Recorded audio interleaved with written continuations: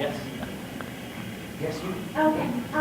Speaking of the work that you did with the kids on their Mary, Casino Rule 2, Yes. is there anything that you can tell us about that? I get picked up to go to my other favorite abandoned mental institution at 6:18 tomorrow to go work on that. I'm under lock and key. I'm not allowed to say anything or I'll get blown up. But it's amazing. I mean, the girls are so crazy and they have, you know, more money than they did with American Mary. And if they can do that, Mary for what, you know, 600-800 grand, you know, I think now they've got like 2+ million. And they've got some really amazing people in it. Michael Epplin, who's like just the greatest thing that's ever walked the planet. And Shalane and Daniela, and it's gonna be, yeah, it's gonna be really fun. So they've been, yeah. Yes, sir. Hey, it's the extra over here with the question. Hey, as a veteran of like Canadian film and television, especially television, you've been on like Black Point, Any Day, and all sorts of stuff like that. Any piece of advice to anyone starting out, if you could give them like one piece of stage advice and pass on? Yeah, don't listen to anyone's advice.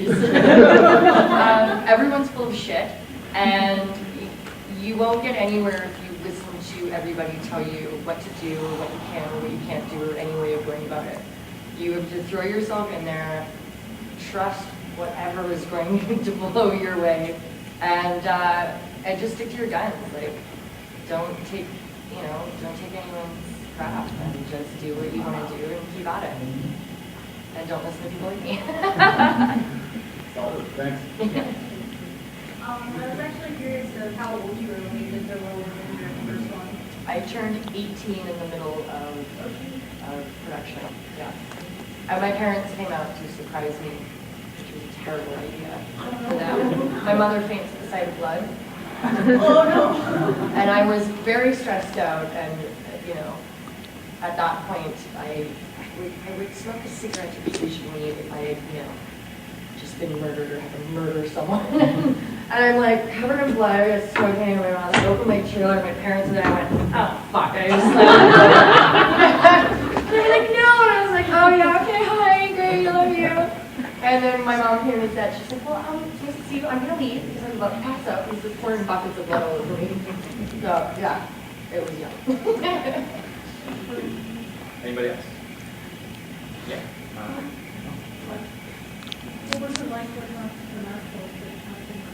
Supernatural is great. It was, what season did I do? Second, third? Third, fourth? Something like that. Second? Yeah. So, that's such a great show. Like, Jared and Jensen are so cool. And we shot out in Border Town, it's a dilapidated western town in the middle of nowhere in BC. And I hadn't followed that much of the show. I didn't really know what was all going on. And then all of a sudden I'm on it, and it was really just fun. It's a really great crew, it's a really good cast, everyone works well together, and they just have a blast. Like, I was hoping I would come back, but I didn't. I had to learn how to drive a stick in like 12 seconds and not kill anybody in a vintage Volkswagen BMW. Or no, BMW. Beetle, duh. And I'm like, no, I don't know how to drive. They're like, well, we're going to teach you right now in 5 seconds. I was like, oh, okay, that sounds safe. and I get in, and there's this scene where he talks to me, and I'm like, okay, well, whatever, if you find your brother. And then I go, every single take. I could not pull out just calmly and smoothly. My head smashing her back, and the whole crew's standing around like, oh, God, I figure out how to drive already. It was really fun. Did you get friends at all?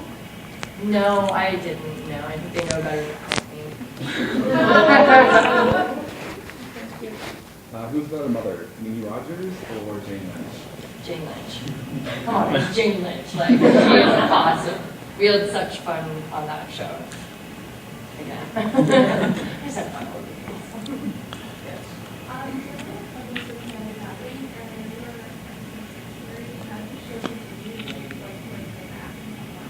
I'm sure I would like to go back onto most all of the shows that I've ever done because they're so much fun, and I love Amanda Tapping. She played my mom in my very classic Goosebumps episode. They came from beneath the sink. Yeah, she's amazing, and and Ryan Dollins.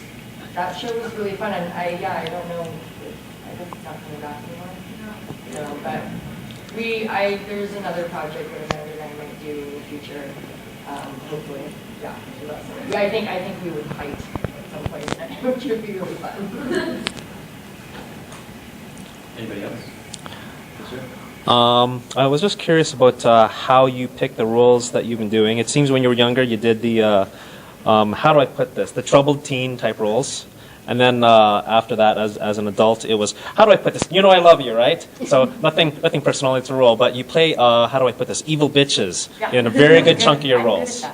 Yes. How does that come to be? Because you're always, well, the roles are evil and you hate people and kill them. Or you're the crazy ex-girlfriend or something like that. Every morning.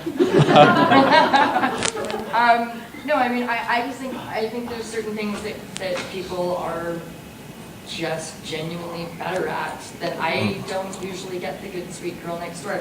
I audition for it and they go, that's really nice. Can you come back in for the slutty bitch? And I go, oh yeah, I knew that was gonna happen. I mean, as a working actor, I don't get to choose so much. I have to audition for everything and see what falls in my lap. There are some things that are brought to me in different films and independent mostly that I can, pick and choose and go after things that I really like. I just tend to be drawn to the darker side of life a little bit. And, As is everyone that dresses as Skeletor and Darth Vader here. Yes, I see why. Yeah, and, I mean, it's my thing. It's Well, what I fell into. your role in Endgame was good. I thought that was a very good expansion and display of your and a role that then, was different. It turns out that I was like a grifter, and like a con man. I was like, oh, well, that makes sense. That it couldn't just be nice and innocent for very long. Anybody else? Yeah. I was wondering if anyone's ever told you that you and Jennifer Finnegan kind of look alike, and if you've ever met her or worked together. I've not met her. I'm not sure. Canadian actress based in Toronto, I think. Yeah, no, I'm not. So, Oh, okay, she does a lot of Well, television I'll as Google her well. when I get out here. Oh, okay. I'll find out. But I thought you could play sisters because I think you look kind of alike. Yeah, that would be cool. sister theme again. So I wanted to know, we were talking a little bit about kind of advice and breaking in. Obviously, maybe we don't necessarily need to listen to everybody's advice, but what about as far as your own kind of self-promotion in the world of Twitter and I Facebook? suck at that. Right. I don't have Facebook. I do have a Twitter account. It's Katie_Isabelle. Don't listen to the other fake imposter. You don't like that one. I'm just not good at it. I didn't have a cell phone for like 10 years. Everyone else had them. I was like, I just tell us page so that people can older me. Okay, it's fine. I don't I have email and people freak out because they're like, I emailed you something. That's great. I check it like twice a week, but I'm not constantly oh my god, my email. So I'm just not that good at the Twitter. Is it that? I think it's important, and I think it's a very valuable tool for self-promotion.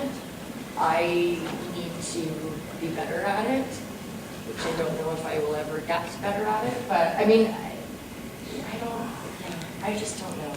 I like that it's a direct communication between yourself and your fans, and you can tell people to look out for stuff. You can tell people that those weren't my tits and Freddie versus Jason. You can set the record straight on stuff, but just tweeting I had a banana for breakfast, yay me. I don't really see the point. Right. Yeah. Anybody else?